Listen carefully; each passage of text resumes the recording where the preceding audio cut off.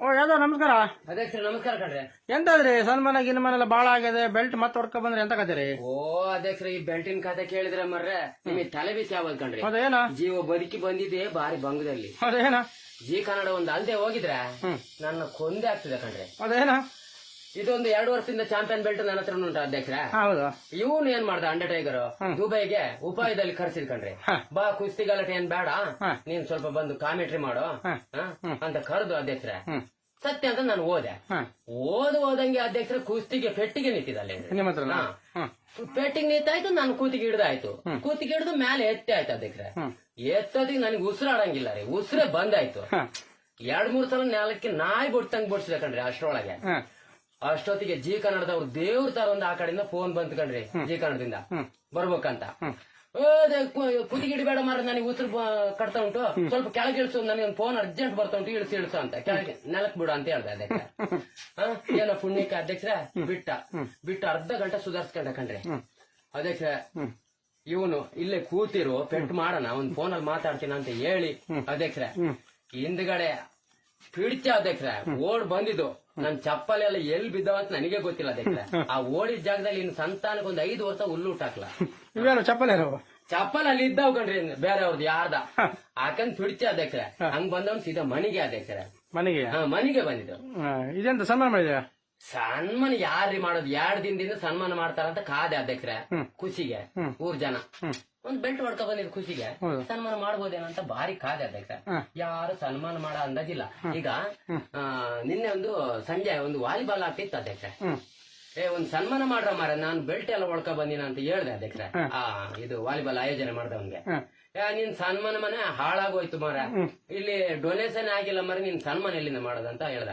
ಅದಕ್ಕೆಲ್ಲ ತಲೆಬಿಸಿ ಮಾಡ್ಬೇಡ ಮರ, ಎಲ್ಲ ಐಟಮ್ ನಾನೇ ತರ್ತೀನಿ ಅಂತ ಹೇಳಿ ಅಧ್ಯಕ್ಷರ ಬಟ್ಟೆ ಹಾರ ಎಲ್ಲ ಏನೇನ್ ಬೇಕು ಐಟಮ್ ಎಲ್ಲ ತಂದೆ ಅಧ್ಯಕ್ಷರ.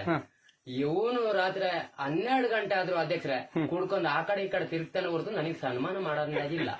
12ವರೆಗೆ ಚೇರಿಟ್ಟ ಅಧ್ಯಕ್ಷರ, ಒಂದ್ ಸೈಡ್ ಚೇರಿಟ್ಟ, ಅದು ಒಂದ್ ಮೂಲೆಯಲ್ಲಿ ಚೇರಿಟ್ಟು ಅಧ್ಯಕ್ಷರ ಸನ್ಮಾನ ಮಾಡ್ದ ಕಣ್ರಿ. ಮಾಡದಂತ ಕರ್ಮ ಒಂದು ನನಗೆ ಹಾಕ ಕುತ್ತಿಗೆ, ಇಲ್ಲಿ ಕುತ್ತಿಗೆ ಹಾಕೋದ್ ಬಿಟ್ಟು ಎಗ್ಲ ಹತ್ರ ತಗೋಗಿ ಎಗ್ಲಿಗೆ ಹಾಕದಂಗ ಹಾಕ್ತಿದ್ದಾನೆ. ಈ ಕಡೆ ತಿರ್ಸು ಮರ, ಇಲ್ಲಿ ಹಾಕುವ ಅಂತ ಹೇಳಿ ನಾನೇ ಎಲ್ಲ ದುಡ್ಡು ಕೊಟ್ಟು ನಾನೇ ಮಾಡಿಸ್ಕೊಂಡಿದ್ದೆ ಅಧ್ಯಕ್ಷ. ಇನ್ನು ಊರ್ ಜನ ಎಲ್ಲಿ ಮಾಡೋದು? ಯಾರಿಗೆ ಹೇಳಕ್ ಹೋಗ್ಬೇಡಿ ಮರ, ದುಡ್ಡು ಕೊಟ್ಟು ಸನ್ಮಾನ ಮಾಡಿದ ಅಂತ ದಯವಿಟ್ಟು ಅಧ್ಯಕ್ಷ. ನನಗೆ ಅವಮಾನ ಆಗುತ್ತೆ ಕಣ್ರಿ. ನಾನು ಹೇಳಲ್ಲ, ಎಲ್ಲ ನೀವ್ ಹೇಳಿದ್ರಲ್ಲ. ಇರ್ಲಿ, ಮತ್ತೆ ಎಂತ ಮಾಡಿದೆ, ಒಟ್ಟು ಸನ್ಮಾನ ಆಯ್ತು. ಸನ್ಮಾನ ದೇವ್ರದಿಂದ ಮಾಡಿಸ್ಕೊಂಡೆ ನಾನೇ. ಅದಕ್ಕೆ ಅಧ್ಯಕ್ಷರ ಇನ್ನು ಮನೆಗೆ ಹೋಗಿಲ್ಲ ಕಣ್ರಿ. ಅಲ್ಲಿ ನಿನ್ನೆ ರಾತ್ರಿ 12 ಗಂಟೆ ಮಾಡಿದ್ ಸನ್ಮಾನ. ಜನನೇ ಇಲ್ಲ ಕಣ್ರಿ, ಮಾಡ್ದವನು ಮಾಡಿಸ್ಕೊಂಡವನು ನಾನು ಇಬ್ರಳೆ. ಅದು ಅವನು ಕುಡ್ದು ಟೈಟ್, ಜನ ಇಲ್ಲ. ಅದಕ್ಕೆ ನಿನ್ನೆ ಯಾರು ಜನ ನೋಡಿಲ್ಲಲ್ಲ ಅಧ್ಯಕ್ಷರ. ಅದಕ್ಕೆ ಇಲ್ಲಿ ಅಂಗಡಿ ಹತ್ರನೇ ಕೂತೀನಿ ಅಧ್ಯಕ್ಷರ. ಎಲ್ಲ ಹೋಗೋರು ಬರೋರು ಎಲ್ಲ ನೋಡ್ಲಿ ಅಂತ. ಇನ್ನು ಮನೆ ಹೋಗಿಲ್ಲ, ಇನ್ನು ಮನೆಗೆ ಹೋಗಿಲ್ಲ ಕಣ್ರಿ. ಇನ್ನು 3 ದಿನ ಆದ್ರೂ ಮನೆಗೆ ಹೋಗಲ್ಲ. 3 ದಿನ ಆದ್ರೂ ಮನೆಗೆ ಹೋಗಲ್ಲ, 3 ದಿನ ಆದ್ರೂ ಜನ ನೋಡೋ ತನಕ ಇದನ್ನ ತೆಗಿಯಲ್ಲ ಅಂತ. ಸನ್ಮಾನ ಆಗಿದ್ ಜನ ನೋಡ್ಬೇಕು, ಸ್ವಲ್ಪ ಬಿಲ್ಡಪ್ ಕೊಡ್ತಾ ಇರ್ಬೇಕು ನಾನು. ಬಿಲ್ಡಪ್ ಆ ಕಡೆ ಈ ಕಡೆ, ಈ ಕಡೆಯಿಂದ ಆ ಕಡೆ ಹೋಗ್ತಾನೆ ಇದೀನಿ ಅಧ್ಯಕ್ಷರ. ಸನ್ಮಾನ ನೋಡ್ಲಿ ಅಂತ.